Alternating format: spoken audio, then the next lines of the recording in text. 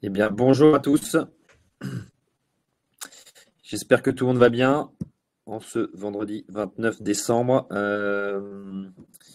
Normalement, vous devez m'entendre et vous devez surtout voir une présentation qui doit s'afficher juste au-dessus.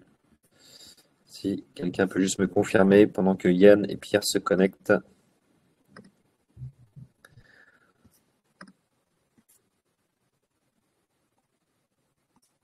Ok, Yann arrive. Ok, merci Alexandre, donc c'est bon. Ok, Yann est en train de se connecter. Merci d'être là ce matin pour ce webinaire consacré du coup aux obligations impact qu'on a lancées il y a quelques jours maintenant sur la plateforme Baltis et qui sont montées derrière par OMN, par Yann et Pierre qui viennent d'arriver. Salut Yann, salut Pierre. Donc nous, on a lancé cette collecte effectivement il y a quelques jours. L'idée, c'était de revenir sur effectivement le fonctionnement, parce que c'est vrai que c'est un produit un petit peu original qu'on a lancé il y a quelques jours sur du privé d'equity format émission obligataire. Donc on va revenir un petit peu sur pourquoi on a lancé cette obligation et comment elle fonctionne, et puis répondre évidemment à toutes vos questions.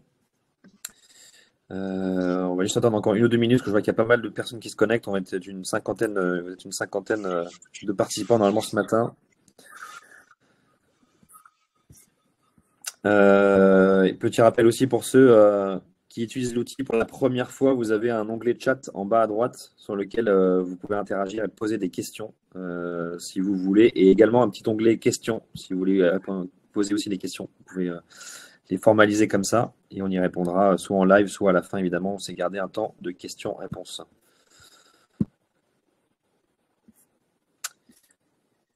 Ok, bon, il y en a encore qui se connectent, mais ils vont rattraper ça. Juste pour avant de commencer, je propose que pour ceux qui ne vous connaissent pas, Yann et Pierre, peut-être que vous pouvez vous présenter.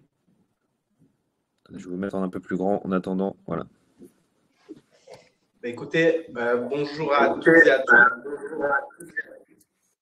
On a un écho. Pierre Leroy, donc avec Yann, on fête nos 18 ans de vie commune professionnelle. Effectivement, on travaille ensemble sur les sujets de rénovation énergétique au départ, depuis de nombreuses années, où l'idée, ça a été tout de suite de mettre de la technologie au service de ce secteur immobilier et bâtiment qui avait besoin de moderniser sa proposition de valeur sur différents services. Donc, on a une première vie où on a construit une plateforme dédiée au financement de la rénovation énergétique et qui nous a permis d'être élus Startup Green Tech européenne dans les années 2015, puisqu'on avait fait 10 000% de croissance, avec une plateforme qu'on a déployée dans 2500 points de vente, qui a digitalisé 12 000 artisans et accompagné le financement de plus de 180 000 chantiers de rénovation. Donc, qui a été une première aventure hyper intéressante qu'on a revendue, qui est devenu un groupe ensuite, qui a été revendu à un groupe qui s'appelle Enalia. On a ensuite remonté une plateforme B2C avec Yann qui s'appelle EasyGlue, qui avait pour vocation d'accompagner le particulier dans tous ces moments de vie dans l'habitat, à savoir la dimension travaux, mais aussi la souscription de contrats d'énergie verte, et puis on va dire tous les temps forts qu'on peut rencontrer dans sa maison sur les 7 ans en moyenne où on y vit.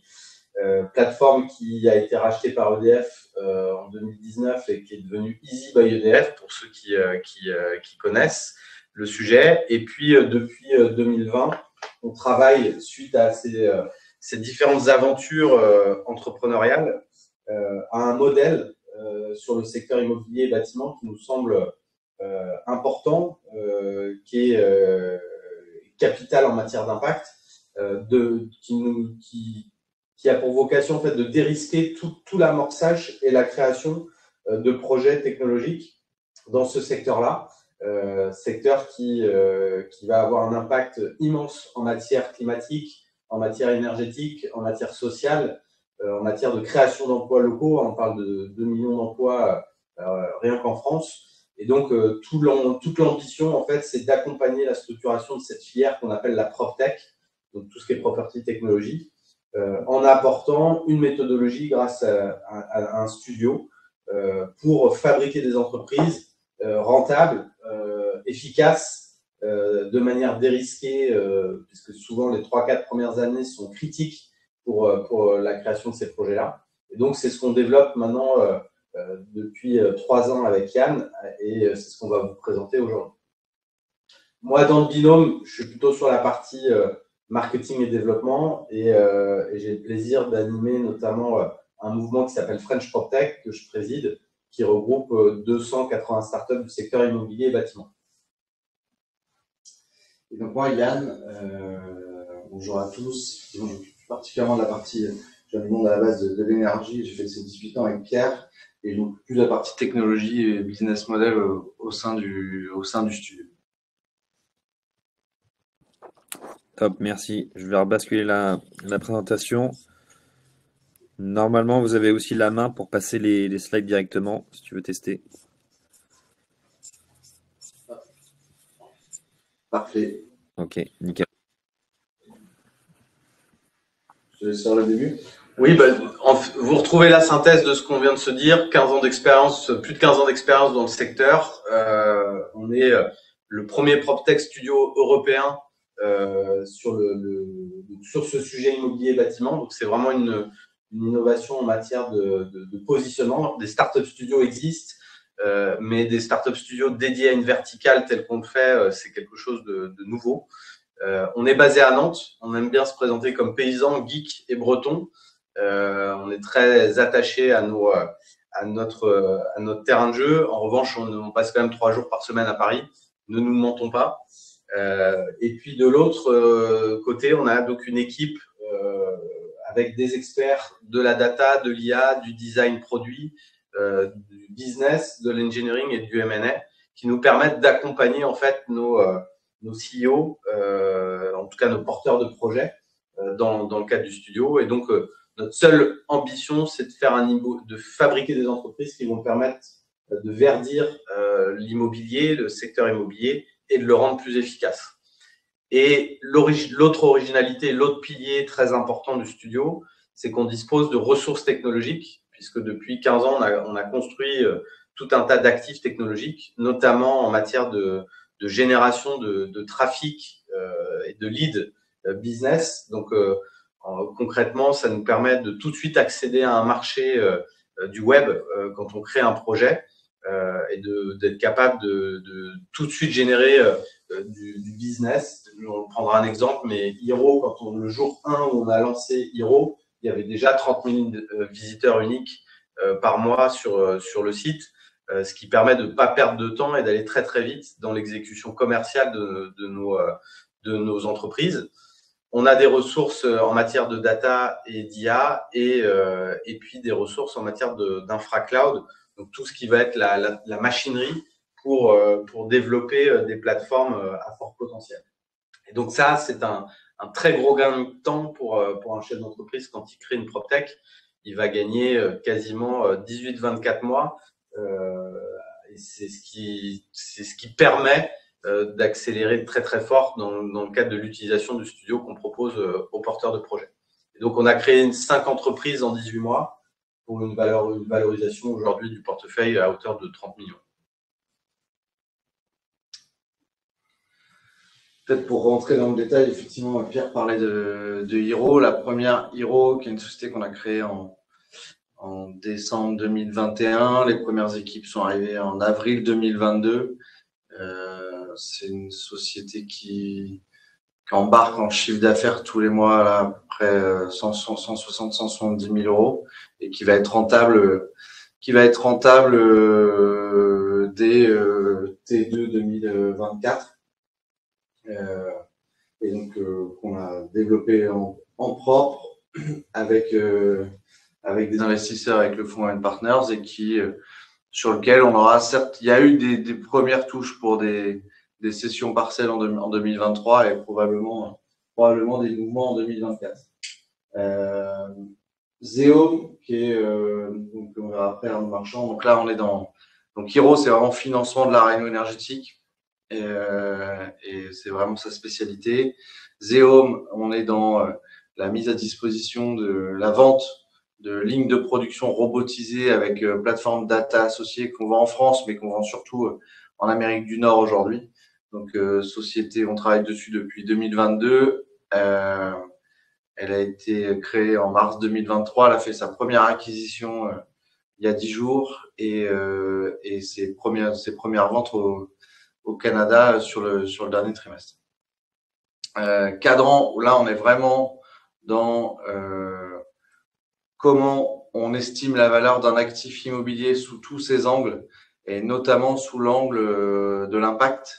Est-ce que ce bien a une capacité à développer de la valeur verte par de la réno énergétique? Est-ce que ce bien a une capacité de découpe foncière? Est-ce que ce bien a une capacité pour faire de la surélévation ou pour accueillir de la verticalisation immobilière? Et ça, donc tous ces algorithmes-là sortent en mars. La première version du portail a été lancée là, il y a 10 jours, mais les vrais algos et tout ce qui arrive derrière arrivera en mars. Je te laisse peut-être sur la ville du futur, donc est une startup qui développe et exploite des tiers-lieux thématiques. On a aujourd'hui 20 000 m² en exploitation, répartis sur 3 sites aujourd'hui sur le bassin nantais. Un site dédié à la fabrique de la ville, donc de 5 000 m² sur l'île de Nantes, pour ceux qui connaissent, qui regroupe des architectes, des urbanistes, des startups du secteur. On a un deuxième site qu'on vient de gagner en promotion qui fait 6 000 m², dédié aux industries créatives et culturelles, donc production cinéma, production musique, donc qui va fédérer un écosystème dédié à cet univers-là.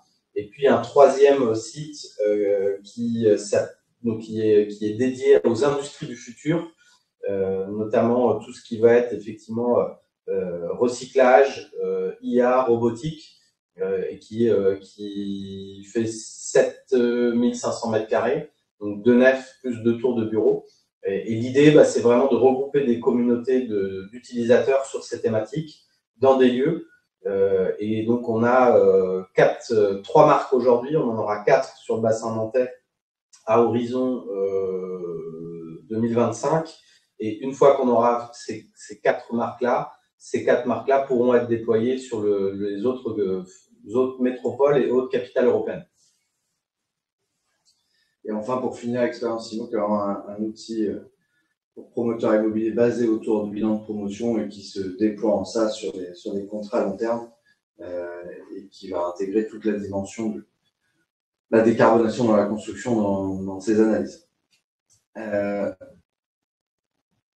Nous, en gros, notre sujet, c'est comment on accélère la décarbonation de la plus grande classe d'actifs du monde, à savoir l'immobilier, sur toutes ces dimensions climat, énergie, confort de vie, santé, au cœur des territoires. Donc, c'est l'enjeu numéro 1, c'est-à-dire que tout projet qui sort du studio doit avoir de l'impact sur la décarbonation de l'immobilier.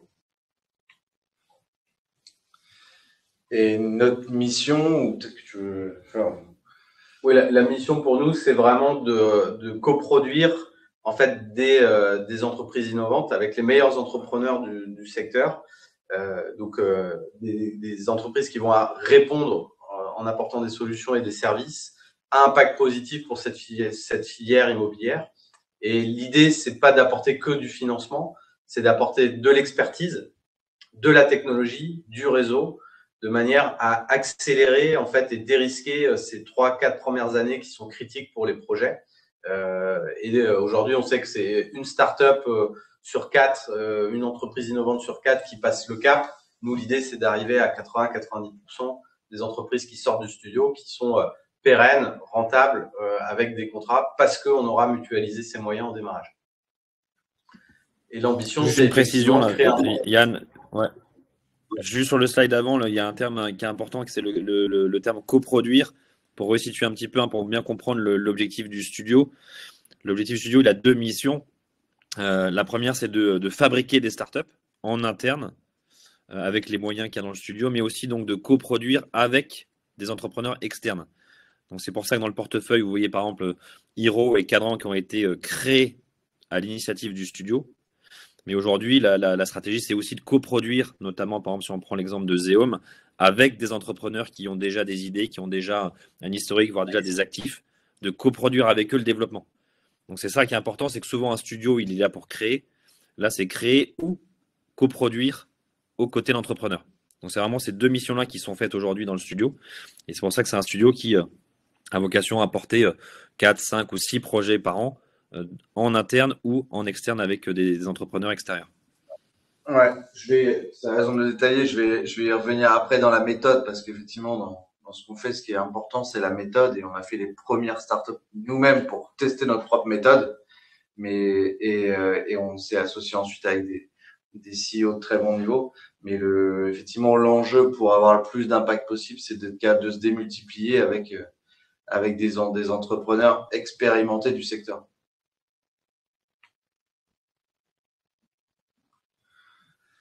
Donc ouais, l'idée c'est de créer effectivement l'ambition, elle est là, hein, elle est de créer un portefeuille de PropTech pour une valeur de 500 millions d'ici 2030. Et donc ce qui représente pour nous effectivement 4-5 startups par an.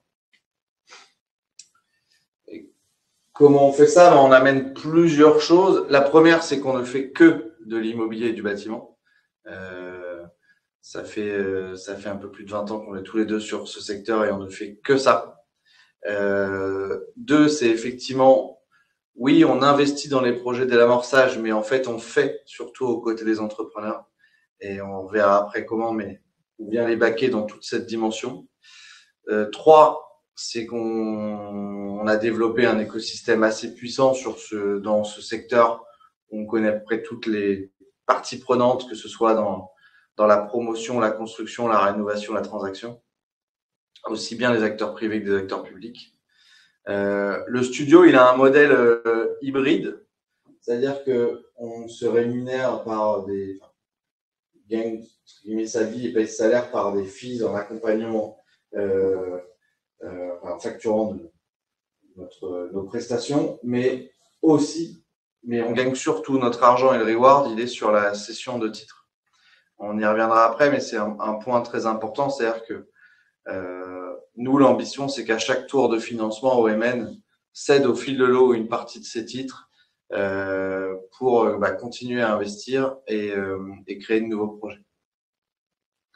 On amène effectivement une équipe qui a la plupart de nos collaborateurs qui sont dans le studio sont là depuis travailler avec nous depuis 9-10 ans. Et c'est cette équipe-là en fait qui crée les boîtes avec un vrai savoir-faire et une capacité à travailler ensemble. Et derrière, on va y revenir, mais c'est une méthodologie parce que vu qu'on en a créé quelques-unes avec Pierre en 18 ans, il y a des basiques et des prérequis qui font qu'on gagne beaucoup de temps, beaucoup d'argent et on limite les erreurs à industrialiser certaines manières de faire. Pour vous donner un ordre d'idée et un élément là-dessus, une société comme Hiro, après 18 mois d'exercice, vient d'être labellisée ISO 9000. Donc, et on tient énormément à ça, c'est cette mécanique on ne réinvente pas la poudre à chaque projet. Il y a toute une partie des choses qui sont mutualisables et effectivement, il y a les 20% qui sont à créer. On construit des projets durables. Notre métier se décompose en 3 phases. Hein. On source des opportunités des entrepreneurs. C'est le nerf de la guerre. C'est quel sujet on va adresser et avec qui. Deuxièmement, on structure l'entreprise et le produit, le marketing, les ventes et le financement. Et la troisième étape, c'est d'accompagner l'entrepreneur dans son développement et surtout de valoriser nos titres.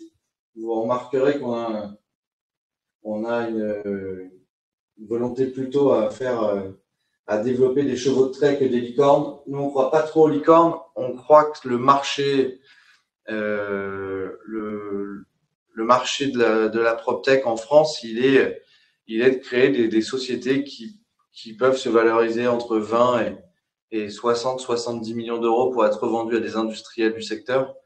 mais on ne croit pas spécialement aux licornes. Voilà, donc ça c'est une spécificité aussi de notre studio. Oui, on a une matrice d'investissement où l'idée c'est d'investir avec méthode. On va travailler sur 4 axes: la construction, la rénovation, la gestion, la transaction, sur des modèles des marchés B2B ou B2C, et avec des modèles d'affaires qui peuvent être variables. On va faire du logiciel, on peut faire des opérateurs, on peut faire de la marketplace, peu importe en fait le modèle d'affaires. L'idée, c'est vraiment de répondre à un dispositif, enfin à une proposition de valeur qui va être utile pour le secteur. Et évidemment, les startups qu'on va créer, elles vont être cohérentes aussi entre elles. C'est-à-dire que un Hero peut très bien fonctionner avec une autre startup du portefeuille. Elles vont s'enrichir avec Cadran, par exemple. Et donc, elles vont s'apporter du business mutuel. Et on va construire en fait nos axes et nos business de manière cohérente grâce à cette matrice-là. On apporte aux entrepreneurs les choses clés. En fait, ce qu'on demande aux entrepreneurs avec qui on travaille, c'est de ne se focaliser que sur le business et sur leurs produits. Donc, on les aide à trouver les premiers clients, à signer les premiers contrats. On leur amène la technologie pour construire un produit solide qui sera capable d'encaisser de la croissance et de durer dans le temps. On les aide à rester focus, c'est-à-dire qu'on leur prend tous les sujets. Souvent, l'entrepreneur devient un homme orchestre sur les premiers mois entre la compta, les RH, le juridique. Tout ça, on s'en occupe pour lui. On lui trouve des experts du domaine, et notamment pour rentrer dans le board et l'accompagner aussi sur ses expertises. On accompagne beaucoup des entrepreneurs à travailler essentiellement sur des CAPEX et donc à investir dans la valeur, dans les assets de l'entreprise, mais de ne pas recruter des commerciaux trop tôt tant qu'on n'a pas encore touché la bonne cible client. On s'occupe du financement en précis et en amorçage pour eux. On s'occupe de leurs relations publiques parce qu'on est dans un métier éminemment réglementaire. Donc, on les connecte aussi aux bonnes instances et on les accompagne sur le fait de trouver le bon business model et de recruter les premiers bons talents qui vont faire que l'entreprise va réussir. Donc, c'est ça le job du studio, hein, c'est qu'on vient dérisquer le projet parce qu'on ne crée pas la société tant qu'on n'a pas levé les verrous technologiques et business sans avoir testé. On aide à développer, à bien structurer pour que l'entrepreneur soit focus. Et ensuite, on lui donne les moyens d'accélérer. En gros, on joue un rôle de super cofondateur. On lui amène une équipe de 15 personnes autour de lui sur toutes les composantes pour faire marcher une société. On lui amène de la méthode. On lui amène du financement. On lui amène de la tech. Donc, typiquement, quand on lance un cadran bénéficie de l'historique technologique qu'on a pu développer et gagne 3 ans sur sa R&D. Et c'est ça qu'on amène. Donc, on leur permet effectivement de gagner du temps et de l'argent. On a effectivement, sur les porteurs de projets aujourd'hui plutôt des gens expérimentés. On hybride. En fait, ce qui est intéressant sur le secteur immobilier bâtiment, on s'est rendu compte de ça, c'est que c'est quand même un marché où la chaîne de valeur est complexe à comprendre. Il faut l'avoir vécu, que ce soit la construction, la promotion, la transaction ou les travaux. Et effectivement, on s'adjoint les services de CEO qui ont, pardonnez-moi, des heures de vol. Donc, on a Romain qui a été le patron du digital chez Groupama, qui est le plus jeune, qui a une quarantaine d'années. Mais sinon, voilà, on a par exemple Xavier, qui est le CEO de Cadran, qui était l'ancien directeur général d'un réseau de mandataires connu Optimum Capital France, qui faisait 2-3 000 personnes. Et donc, Catherine, qui a été la secrétaire générale de Maison du Monde pendant 23 ans, elle a fait 3 LBO et une entrée en bourse avec le groupe Maison du Monde. Arnaud Marchand, avec qui on a créé le Zelips-Ziome, qui a fait 3 usines avec son équipe, qui fait partie des rares équipes en France à avoir ce savoir-faire de la construction bois bas carbone. Et Florent, avec qui Expérience Immo a été créé aussi, qui est un entrepreneur qui sévit depuis quelques années. Donc, ce sont des gens qui, voilà, on va hybrider la culture d'équipes, on va dire, fraîches, talentueuses sur la dimension technologique, avec des gens expérimentés qui connaissent le marché, qui ont leur réseau et qui ont leur point de repère. Et c'est cette hybridation-là qui est hyper intéressante et qui nous permet d'exécuter les projets de manière rapide et efficace. On finance les projets de 4 manières différentes.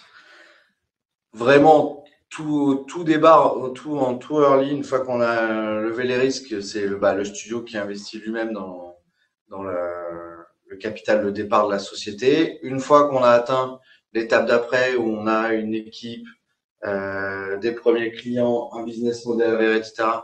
On a deux outils de financement. Un en logique plutôt club deal, que l'on travaille avec Baltis, avec un réseau d'investisseurs qui nous suit, et en parallèle un fonds d'amorçage qui intervient dans les mêmes conditions que le club deal et qui vient structurer ce premier niveau de financement. Et on finalise là avec plutôt des institutionnels la création avec une société de gestion agréée, un fonds d'accélération pour l'étape suivante. Donc, en gros, OMN investit entre 250 et 700 000 euros dans l'initialisation du projet. La partie club deal et fonds d'amorçage rentrent pour 1 million entre 1 et 2 millions. Et le fonds accélération est fait, lui, pour venir plutôt sur les tickets entre 2 et 5 à suivre. Donc, ce qui permet effectivement à nos entrepreneurs aussi d'avoir… on sait à l'avance les projets qui vont arriver à quelle étape et quand, et comment on va pouvoir les financer, dans quelles conditions. Donc, le studio, il est bien, lui, sur toute sa phase pré-amorçage, idéation, validation. Et effectivement, la partie plus business angel, enfin club deal et amorçage qui interviennent par la suite. Les 4 prochains projets qui vont émerger en début d'année et que l'on souhaite financer notamment à travers l'émission de cette obligation, c'est une plateforme de data et d'algorithmes autour de l'immobilier que l'on a conçu et développé depuis quelques temps, et que là on veut mettre sur le marché à disposition de tous les acteurs de l'IMO qui veulent tous faire de la data, de l'IA et avoir des modèles d'analyse. Donc ça, c'est une première société qu'on va faire émerger. La deuxième, c'est Maxime, qui est un assistant pour les professionnels des travaux pour les aider dans leur productivité commerciale et créer une vraie expérience client dans le monde des travaux. Et pour ceux qui en ont déjà fait, je pense que vous voyez tous de ce dont je parle. C'est un vrai sacerdoce. 3, avec les réseaux de sites qu'on a montés, on va lancer Genimo, où là, l'objectif, c'est d'être capable de créer du trafic et de l'audience et du business pour tous les professionnels du secteur. Donc, d'être capable pour eux de leur sourcer des opportunités commerciales. Et 4, Doitch, qui est une société qui, elle, était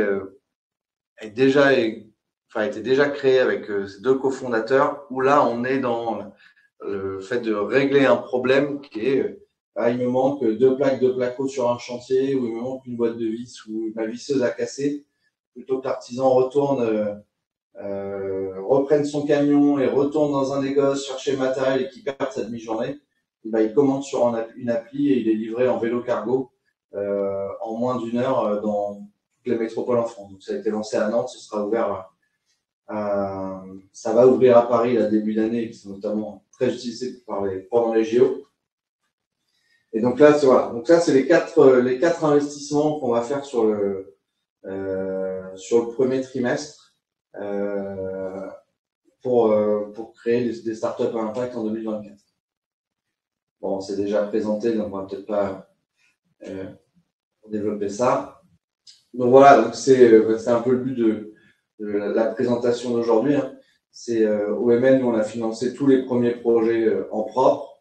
Là, on émet une obligation pour financer l'amorçage le précis de ces projets-là sur 2024, avec l'objectif, mais je pense que Alex t'en parlera mieux que nous, sur des conditions. Donc on est bien sur une obligation à impact avec des objectifs d'impact pour toutes nos startups et pour le studio, et qui vont financer les entreprises comme vous le voyez inscrit sur les slides, avec 3 tranches et qui vont s'étaler entre maintenant et on va dire mars-avril. Ouais, effectivement, si je reprenne la main là-dessus. Donc effectivement, l'objectif de cette émission obligataire, c'est de financer entre fin décembre et mars ces 4 prochaines startups. Parce qu'effectivement, vous avez compris qu'OMN, il y a des fonds qui rentrent soit via des honoraires qui sont pris sur l'animation et le développement des startups, soit lors d'une session partielle au total d'une startup. Mais du coup, pour éviter d'attendre effectivement la prochaine session startup, l'idée c'est de pouvoir financer dès le début d'année les prochaines startups du studio qui sont ces 4-là. Et donc pour ça, il faut des financements. C'est pour ça qu'on vous a détaillé les financements startup par startup. Donc ça fait un peu plus de 2 millions d'euros au total. Donc c'est pour ça qu'on vise une émission obligataire de 2,5 millions, mais qui est d'ores et déjà validée, quel que soit le montant, parce que quoi qu'il arrive, il y a des investissements à faire dès maintenant. Donc nous, on décaissera les fonds à partir de janvier progressivement pour que les prises de participation puissent être faites par OMN dès la semaine prochaine dans les premières startups. Donc voilà, il y a le détail là, que Maxime 500 000 euros, Douwitch 300 000, Tataxim 750 et Genimo 750. Donc voilà, les startups ciblées. Donc c'est important d'avoir en tête que les financements sont déjà prévalidés. Donc on sait exactement dans quoi le OMN va investir avec cette émission obligataire. Je vais juste revenir dans l'autre sens.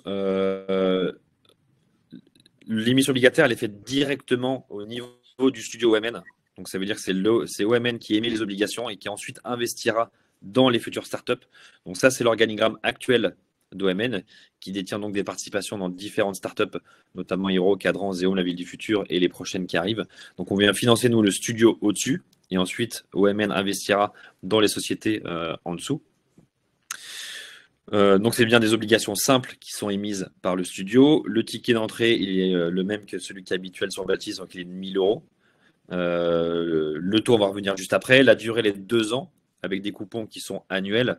Donc des coupons qui seront payés du coup grâce aux fees que prend OMN ou à la session partielle d'une ou plusieurs startups d'ici là. Le capital, lui, sera payé in fine. Et le taux, il va varier entre 10 et 12%. Donc il y a un plancher à 10 et un plafond à 12 et qui sera ajusté en fonction de l'atteinte de 2 objectifs, de 2 engagements à impact que prend le studio. Où là je reviens, donc qui seront certifiés ces deux engagements par l'agence de notation Etifinance, qui a priori, c'est pas encore sûr validé, mais a priori ce seront eux qui valideront ces sujets-là.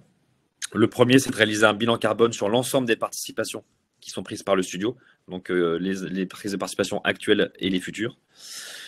Et l'engagement numéro 2, c'est d'investir évidemment uniquement des entreprises qui contribuent à la transition écologique et énergétique du monde de l'industrie de l'immobilier, avec la création de 50 CDI la première année et 50 la seconde année. Et donc si l'objectif 1 est atteint, le taux passera de 12 à 11. Et si l'objectif numéro 2 est atteint, le taux passera de 11 à 10, sachant qu'il peut n'y avoir qu'un seul des deux atteint la première année par exemple et les deux la suivante ou inversement. Donc nous, on ajustera le taux en fin d'année en fonction de l'atteinte ou pas de ces 2 objectifs. Mais quoi qu'il arrive, il y a un plancher à 10% par an pendant 2 ans sur cette émission obligataire. Je ne sais pas si vous voulez rajouter quelque chose, Yann et Pierre, sur la partie engagement impact.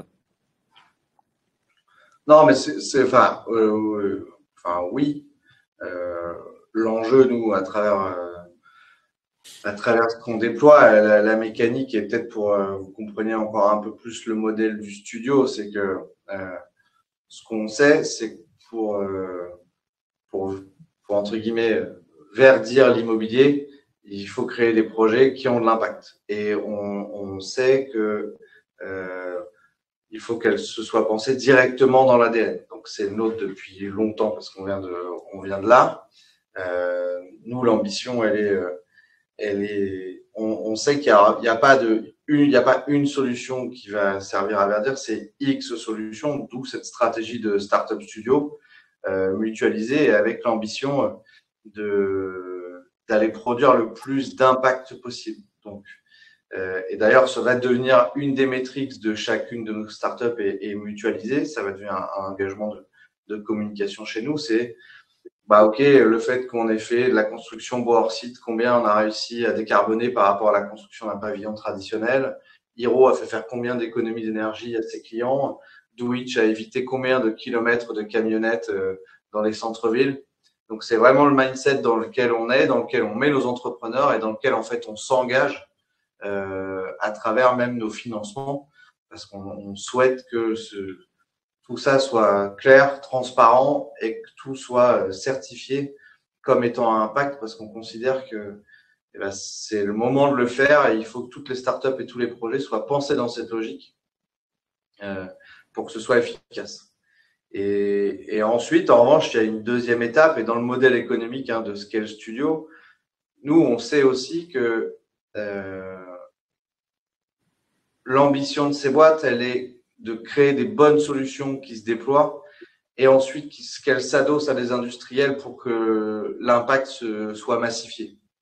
Parce qu'il y a déjà des grands acteurs en France dans la promotion, dans la construction, dans la distribution ou dans l'énergie qui, eux, ont des capacités et des bases de clients bien plus fortes que nous. Et on considère que le deuxième ou troisième tour de financement ne doit pas se faire forcément par des fonds de capital risque, comme on peut le voir dans d'autres secteurs d'activité, mais plutôt par des collaborations ou des prises de participation minoritaires ou majoritaires par des industriels pour que les solutions qui auront été développées par le studio soient distribuées le plus massivement possible.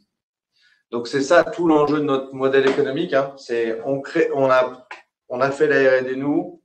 Ensuite, quand on crée les sociétés, on met l'argent, on finance le deuxième tour avec des club deals et le fonds d'amorçage et le fonds de développement.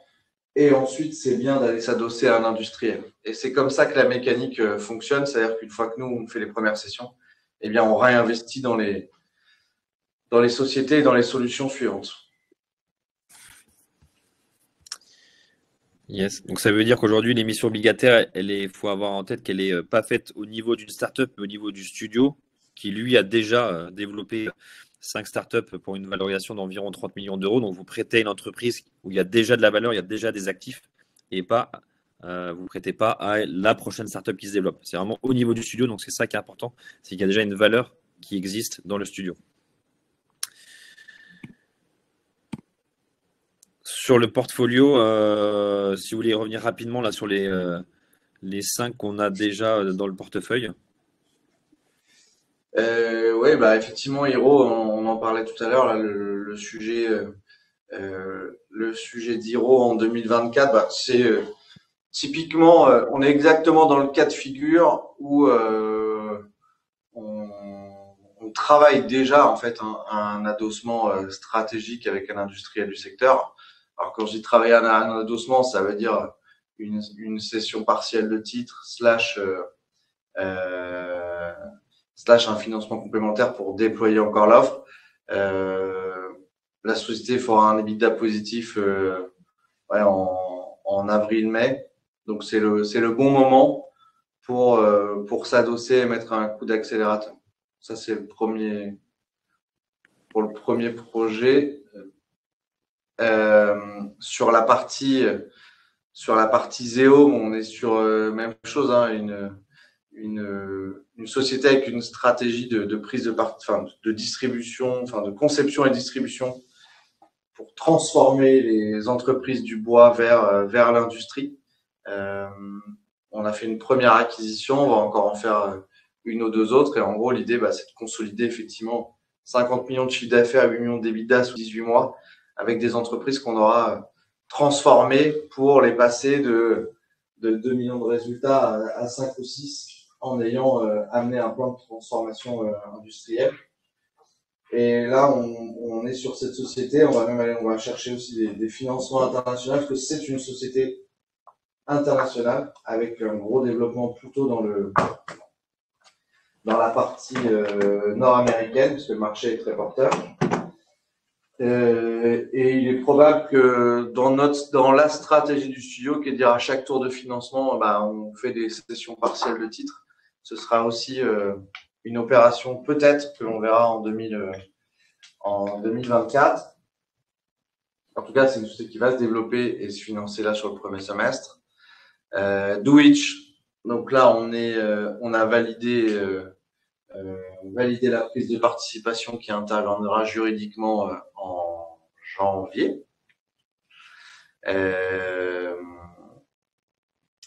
Donc là, peut-être sur Dowitch, en quelques mots, il y a déjà les premiers contrats clients, il y a une plateforme technologique et opérationnelle.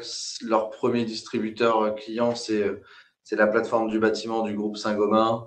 Voilà, donc tous les indicateurs sont ouverts pour que ça se développe. La ville du futur, on est dans la phase.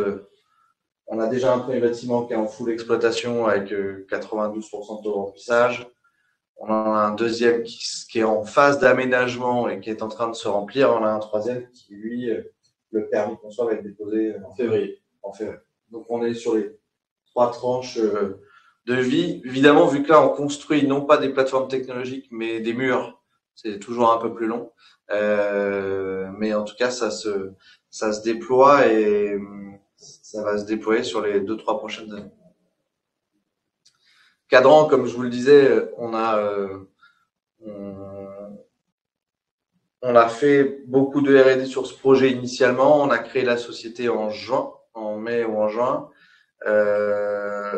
Le CEO nous a rejoint le 1er octobre. On a signé les premiers contrats commerciaux, la technologie, toute la base technologique est en place. Et on fera un vrai lancement au moment où on va lancer ce nouvel estimateur de valorisation immobilière d'actifs. Donc, je pense vraisemblablement aux alentours de mars-avril.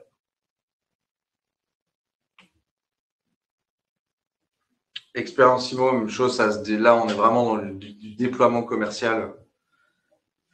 La société est prête et mature. Elle tourne chez c'est 120 users quotidiens, mais je pense qu'aujourd'hui, c'est plus que ça. Et là, maintenant, c'est plus qu'un objectif de développement commercial et de déploiement chez tous les promoteurs qui, pour beaucoup, avant utilisaient Excel et qui là vont passer sur des outils un peu plus carrés. Voilà dans les grandes lignes sur le portefeuille. Et peut-être que vous avez des questions.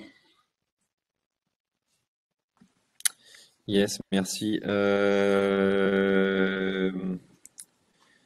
Alors oui, il y a 2 questions qui sont arrivées. Pardon, j'avais pas vu. Sera-t-il possible d'avoir une copie de la présentation? Oui, bien sûr, vous recevrez le replay du webinar plus le support PDF par mail. Et deuxième question, l'objectif numéro 1 parle juste de réaliser un bilan carbone. S'il s'avère négatif, le taux passe-t-il quand même à 11%? Donc l'objectif numéro 1, c'est évidemment c'est réaliser un bilan carbone, évidemment, qui s'avère positif. Ouais. Et de toute façon, ça engage à une démarche de progrès et de suivi. Donc, effectivement, on va suivre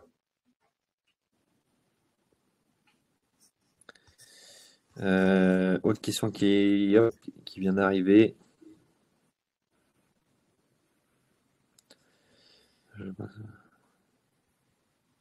Ouais, pas tout à fait, en fait. Sur Hiro, on accompagne beaucoup de gens précaires. Donc même précaires et très précaires.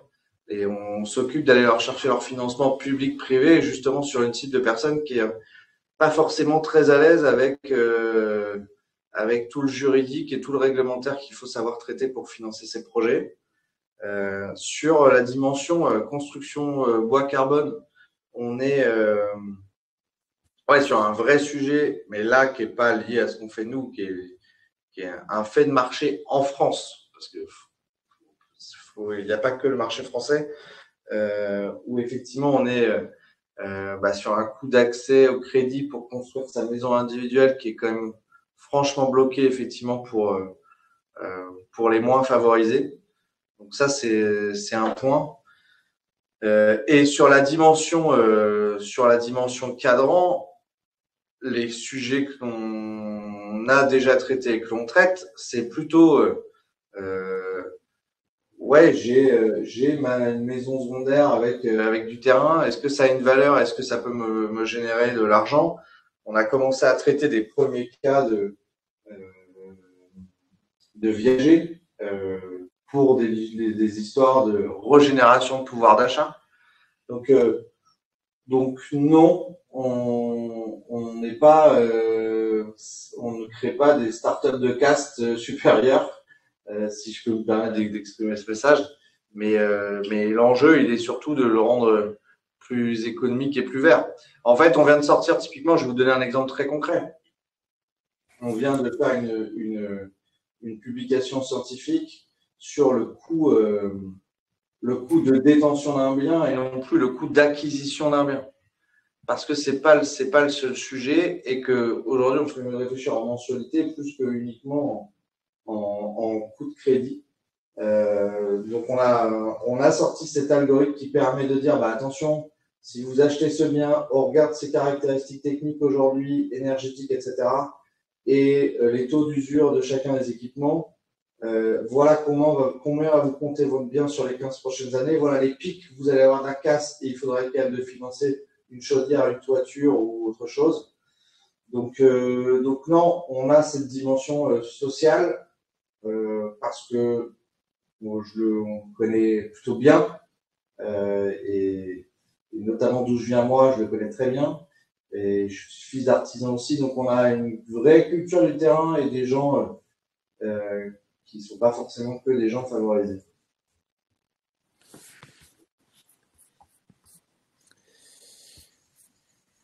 Est-ce qu'il y a d'autres questions sur le studio, sur le fonctionnement des obligations ou sur d'autres sujets? N'hésitez pas.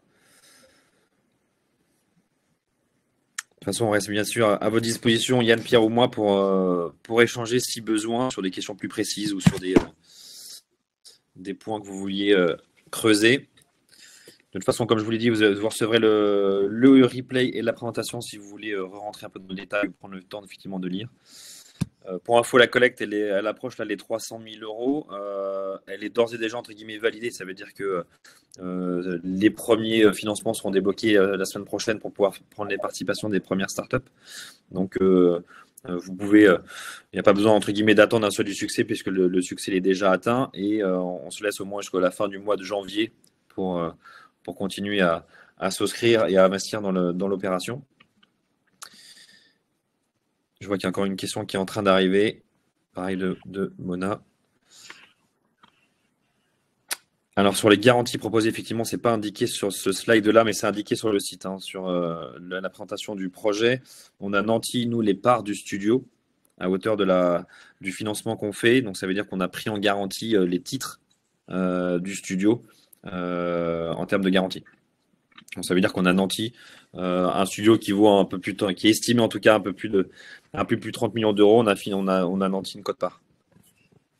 Donc, c'est-à-dire que s'il y a un problème de remboursement, on récupérera du coup une partie des titres du studio. Ok, écoutez, je ne vois pas d'autres questions. Merci à tous pour votre présence ce matin. Merci Yann et Pierre pour vos explications. Vous retrouvez toute la présentation aussi sur le site de Baltis dans l'onglet Investir OMN Impact 1. Vous avez tout le détail. Vous avez aussi tous les documents et vous recevrez par mail d'ici quelques minutes le replay et le support de présentation. Merci à tous, bonne fête de fin d'année et puis rendez-vous semaine prochaine pour ceux qui veulent creuser le sujet. Merci beaucoup. Au revoir. Merci, à bientôt. Au revoir.